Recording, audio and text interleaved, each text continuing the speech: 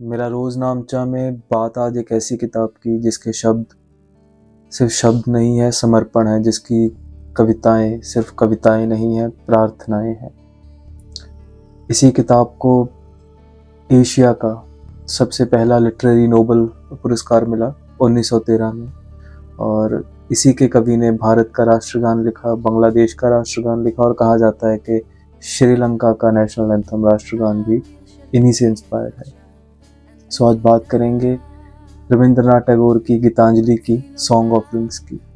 Irish कवि William Butler Yeats, उन्होंने ही इस किताब का प्रीफेस लिखा है, और वो इस किताब में रविंद्रनाथ टैगोर के बारे में कहते हैं कि कविता की भांति उनका संगीत भी उच्चतम कोटि का है, और भारत के पश्चिमी भाग से लेकर बर्मा तक, म्यांमार तक, जहाँ भी बांग्ला बोली जाती है, उनके गीत सर्वत्र गाए जाते हैं। रविंद्रनाथ टैगोर की गीतांजलि भगवान को मंदिरों में नहीं, धार्मिक स्थलों में नहीं, मतलब ह्यूमन हार्ट्स में ढूंढती है, इंसान के हृदय में ढूंढती है।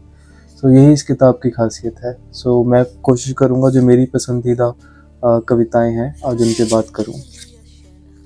सो शुरुआत करता हूँ आज की पहली और इस किताब की 8वीं कविता से। तुम जिस बालक को राजकुमार के वस्त्रों से सजाते हो और जिसके गले में हार पहनाते हो, उसके खेल का सारा आनंद नष्ट हो जाता है। उसके बसन भूषण उसके प्रत्येक पद की गति को रोकते हैं, इस भय से कि कहीं वे घिस ना जाएं या धूल से मैले ना हो जाएं। वे अपने आप को सबसे दूर रखता है और चलने फिरने से भी डरता है। हे माँ, यदि टीम टाम के तेरे बंधन पृथ्वी की स्वस्थ धूल से किसी को अलग रखते हैं, यदि वे समान मानव जीवन के विराट हाट के प्रवेश अधिकार से किसी को वंचित करते हैं, तो उनसे कोई लाभ नहीं।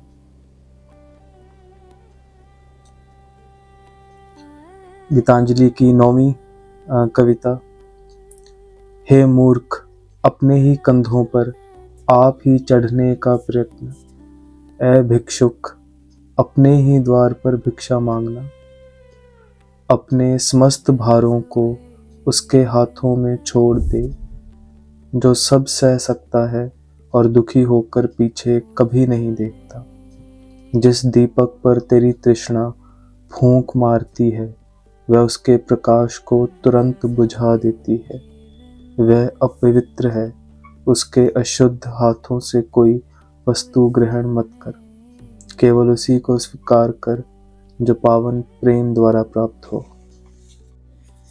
11वीं कविता। इस पूजा पाठ, भजन गान और माला के जाप को छोड़, सब द्वारों को बंद करके मंदिर के एकांत अंधेरे कोने में तू किसकी पूजा करता है?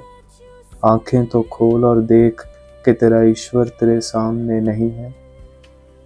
वह तो वहाँ है जहाँ किसान कड़ी भूमि में हल चला रहा है और सड़क बनाने वाला पत्थर तोड़ रहा है। वह धूप और पानी में उनके साथ है और उसके कपड़े धूल से आच्छादित हो रहे हैं। तो अपने पवित्र वस्त्र को उतार डाल और उसके समान धूल भरी भूमि में उतरा। मुक्ति कहाँ मिल सकती है? हमारे स्वामी ने स्वयं अपने आप को सृष्टि के लिए बंधनों में सहर्ष डाला है। वह हम सबके साथ सदा के लिए बंधा है। ध्यान और समाधि से बाहर निकल और धूप और पुष्पों को एक ओर छोड़ दे। यदि तेरे कपड़े फट जाएं और उनमें धब्बे लग जाएं, तो हानि ही क्या है? उससे मिल, उसके संग मेहनत कर और उसके साथ पसीना बहा। कविता 13वीं। जिस गीत को गाने के लिए मैं आया था, वह आज तक नहीं गाया गया। मैंने अपने दिन अपने बाजे के तारों को ठीक ठाक करने में व्यतीत कर दिए। ताल ठीक ना हो पाया और शब्द भी ठीक नहीं बैठे। मेरे हृदय में केवल अभिलाषा की यंत्रणा विद्यमान है। कली नहीं खिली है, केवल उसके समीप आहें भर रही है।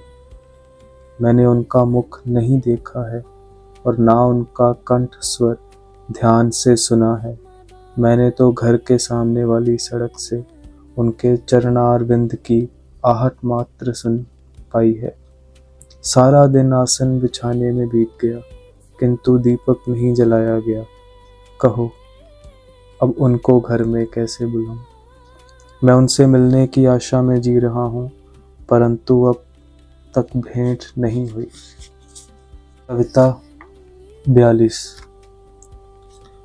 बिल्कुल सवेरे यह निश्चय हुआ था कि हम दोनों, तू और मैं, एक नाव में बैठकर चलेंगे और संसार में किसी को हमारी इस लक्ष्यहीन और उद्देश्यहीन यात्रा का पता न लगेगा।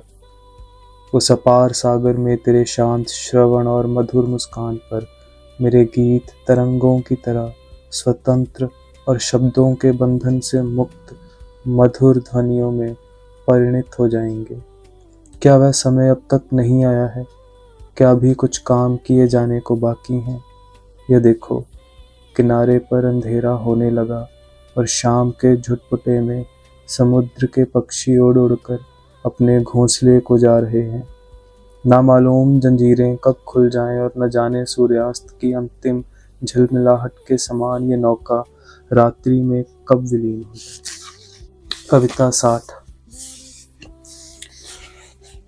अपार संसार के समुद्र तट पर बालक एकत्र होते हैं।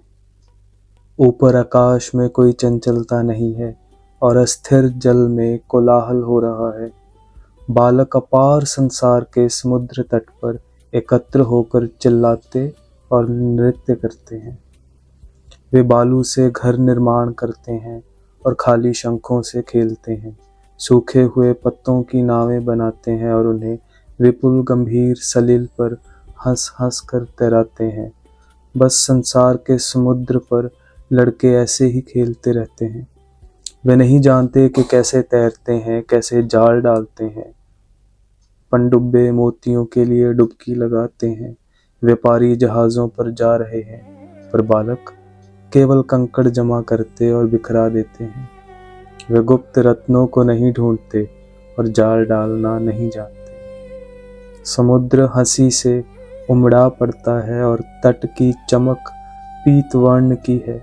जैसे झूलना झुलाते समय माँ की लोरियां बच्चों को अर्थहीन जान पड़ती हैं, वैसे ही सागर की मृत्युवाहक तरंगे इन बालकों को अर्थहीन मालूम पड़ती हैं। पथहीन आकाश में विकराल आंधी चलती है। सुदूर जल में जहाज नष्ट होते हैं। मृत्यु सब जगह मंडरा रही है, किंतु बालक खेल ही रहे हैं। पारावर जगत के समुद्र तट पर लड़कों का मेला है। कविता 91। मृत्यु, ऐ मेरी मृत्यु, मेरे जीवन की अंतिम पूर्णता आ रही। तू आ और मेरे कानों को मधुर संवाद सुना। मैंने तेरे आगमन की प्रतीक्षा की है और तेरे लिए ही मैंने जीवन के सब सुख दुख सहे हैं। मैं जो कुछ हूँ, मेरे पास जो कुछ है, मैं जो कुछ आशा करता हूँ और मेरा प्रेम, ये सब बड़ी गंभीर रीति से सदा तेरी ओर प्रवाहित होते रहे हैं। मेरे ऊपर तेरे नयनों का अंतिम कटाक्ष पड़ते ही मेरा जीवन सदा के लिए तेरा हो जाएगा। पुष्प पिरो लिए गए और वर के लिए माला तैयार है। विवाह के पश्चात वधू अपने घर से विदा होगी और अपने स्वामी से शून्य रात्रि में अकेली मिलेगी। यहाँ वर का मतलब भगवान है, विवाह का मतलब है मृत्यु, वधू का मतलब भक्त है। पुष्प पिरो लिए गए और वर के लिए माला तैयार है, भगवान के लिए माला तैयार है।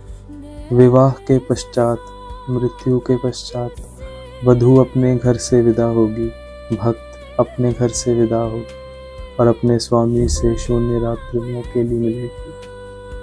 कविता नंबर 92। मैं जानता हूँ कि वह दिन आएगा जब मुझे यह संसार फिर देखने को ना मिलेगा और मैं चुपचाप यहाँ से छुट्टी लूँगा और मेरे नेत्रों पर अंतिम पर्दा पड़ जाएगा। तो भी रात्रि को तारे जगमगाएंगे, प्रभात का उदय होगा और घड़ियां सागर तरंगों की भांति सुख दुख को उत्पन्न करती हुई बीतती जाएंगी। जब मैं अपने जीवन की घड़ियों के इस अंत पर विचार करता हूँ तो क्षणिक काल की सीमा टूट जाती है और मैं मृत्यु के प्रकाश से तेरे उस लोक को देखता हूँ जहाँ अनंत रत्न बिखरे पड़े हैं।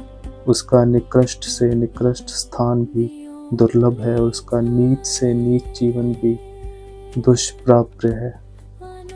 जीवन वस्तुओं की इच्छा में वृथा ही करता रहा, और जो मुझे प्राप्त हो गई अब उन सब को जाने दो। बस अब उन सब वस्तुओं पर मेरा प्राकृतिक प्रभुत्व होने दो जिनका अनादर और अपमान मैं अब तक करता रहा हूँ। नंबर 95। मुझे उस समय की कोई खबर नहीं जब मैंने पहले इस जीवन में प्रवेश किया था। वह कौन सी शक्ति थी जिसने अर्धरात्रि में अरणय कली की भांति इस विपुल रहस्य में मुझे विकसित किया था। जब प्रातःकाल मैंने प्रकाश को देखा तो मुझे उसी क्षण मालूम हुआ कि मैं इस जगत में कोई अपरिचित जन नहीं हूँ, और उस नाम रूप रहित अज्ञेय शक्ति ने मेरी माँ का रूप धारण कर मुझे अपनी गोद में ले लिया है। इसी प्रकार मृत्यु के समय वही अज्ञात शक्ति ऐसे प्रकट होगी कि मानो उसका और मेरा परिचय सदा से था। मुझे अपना जीवन प्यारा है, इसलिए मुझे मृत्यु भी प्यारी लगेगी। जब माँ बच्चे को दाहिने स्तन से छुड़ाती है और वह चीखता है, पर दूसरे क्षण में ही जब उसे बायां स्तन देती है तो उसे आश्वासन होता है।